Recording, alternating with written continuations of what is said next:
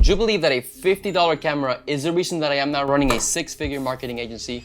I'm gonna show you the 5-step method that I followed to turn that small investment into a thriving business. And you can do this too, no matter the industry that you're in, and you can start as soon as this video ends. If you're someone who's struggling to start something meaningful, I wanna show you that it is possible even if you have little or no money. And by the end of this video, you'll know the exact steps that I took to turn those $50 into a business that not only pays the bills, but it gives me freedom and autonomy over my time. So let me take you back to when I was 18. I had no job, no income, and honestly, no idea how to start a business. But I knew I wanted to build something big. All I had was a passion for photography, and I really wanted a camera. I begged my brother to use his Best Buy credit card to buy one, which came down to $50 a month, which I promised to somehow pay religiously. However, what I wasn't aware of at the time was the fact that this was the start of something much bigger. Shortly after this was when I was lucky enough to meet Danny, which would end up becoming the key to my success and allowed me to start this 5-step method. However, step number 1 is something that most young people overlook, and it may sound cliche and it can sound like a setback to a lot, but I promise you, you might not see this right now, but it will open doors for you in the future. This step is doing work for free. I worked for practically nothing, and I didn't have an ego about it. Doing this is actually one of the best moves that you can make early on.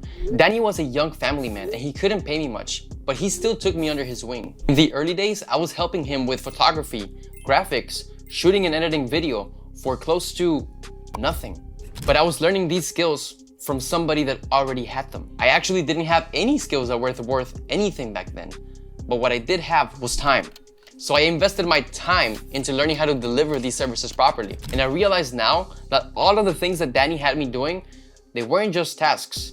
They were the building blocks of my career. Skills that over time would make me the person that clients trusted to do the job right. And you can do this too, which leads you to step number 2. And a very important thing to note here is that if you're not willing to work for free, you might not even bother with step number 2, because it is this next step that will set you apart from your competitors and will truly make you someone that's worth handing a check to. So do not underestimate the value of it, because in the long run, you're gonna prove to yourself that you can outwork virtually anybody. And I'll tell you exactly how I did it.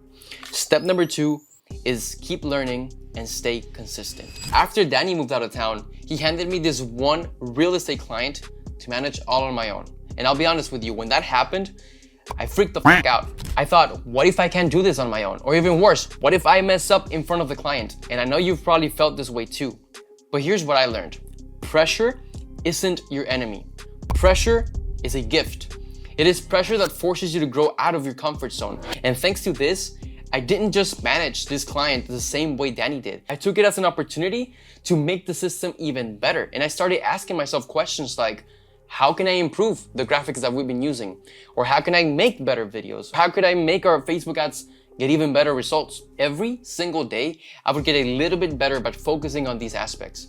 And it wasn't overnight, and it wasn't easy, but I was focused and I was determined. I didn't have a fancy setup nor a ton of resources, so I turned to YouTube University, free online courses, and of course, trial and error. I got better at photography, filming, editing, graphic design, copywriting, you get the point. And without realizing it, I was making myself invaluable to this one client. I was becoming a full agency by myself. Looking back now, the message that online mentors have about the only thing that you can control is your work ethic actually makes sense, which of course keeps your clients happy. And when your clients are happy, they open new doors, which leads you to the 3rd step.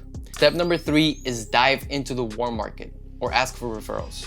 Now, one client isn't enough to grow a business. You need more.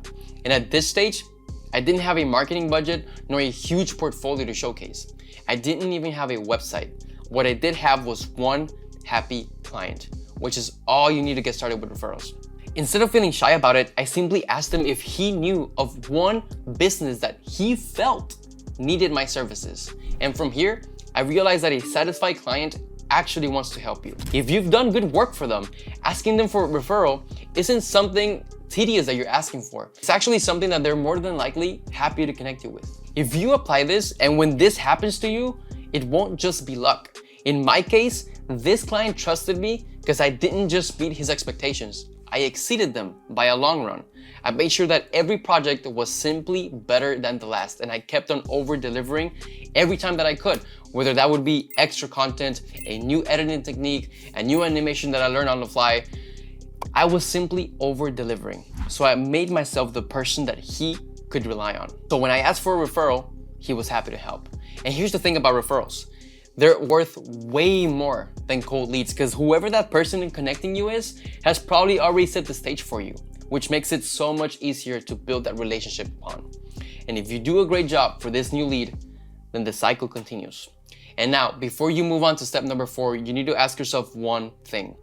Do you really want to grow your business? Many times you realize that you've created a golden prison for yourself. And if you do not wish to continue, or simply you want to stay in that income bracket, that's okay. Nobody's going to judge you. And odds are you're going to get a new lead every other month. However, be aware that at this point, you might have all of your eggs in one basket. And if you simply aren't okay with that and you're ready to take on more, then it is now time to enter the cold market. At this point for me, it had already been years of working on my foundational skills and growing my client list through referrals. But it was now time to get out of my comfort zone and learn cold calling. If I really wanted to grow my business, I couldn't simply rely on the warm market. When I first started cold calling though, I had no idea what the fuck I was doing. I would pick up the phone and I would get rejected over and over and over again. But instead of letting that discourage me, I turned to YouTube University one more time and I watched every single video that I could find on cold calling. I learned different techniques on approaching different businesses, handling their objections, and I started crafting a script that works specifically for me in my business. And as I got more and more comfortable with this, I refined my approach and I prepared answers for the most common objections, and I positioned myself as a problem solver instead of a sales guy. And it worked. Slowly but surely, I started booking meetings, and some of these meetings would end up becoming high-paying clients. But here's the thing about cold calling that a lot of people don't like to talk about. It can be highly discouraging. At the beginning, you're gonna be calling dozens, if not hundreds of businesses that will say no and that will affect your self-esteem. You're gonna get businesses that actually say yes, but never end up following up, or even worse, they just ghost you.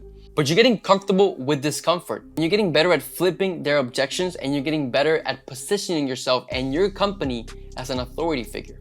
And if you understand this, I promise you, you won't just be making calls. You're actually gonna be creating opportunities, which leads you to the most important step of them all. This next step will be the one thing that teaches you more about yourself than anything else. Step number 5 is do it even if it scares you. If there's one thing that I've learned throughout this journey is that fear is a constant, but you need to learn to embrace the uncertainty. I always had fear and doubt at every single step. When asking my brother to help me buy that $50 a month camera, I remember being scared that he would just think that I was just another dumb kid chasing another dumb dream. I was scared when I started helping Danny, even though it was basically an internship. I didn't want to let him down, and I thought that taking one bad photo meant that he would let me go. I was terrified of messing up when he handed me that first client to handle all by myself. I was scared of asking for referrals, and I was absolutely terrified of cold calling. But I did it all anyway, because I knew that staying comfortable wasn't gonna get me anywhere. The trick is not to get rid of fear.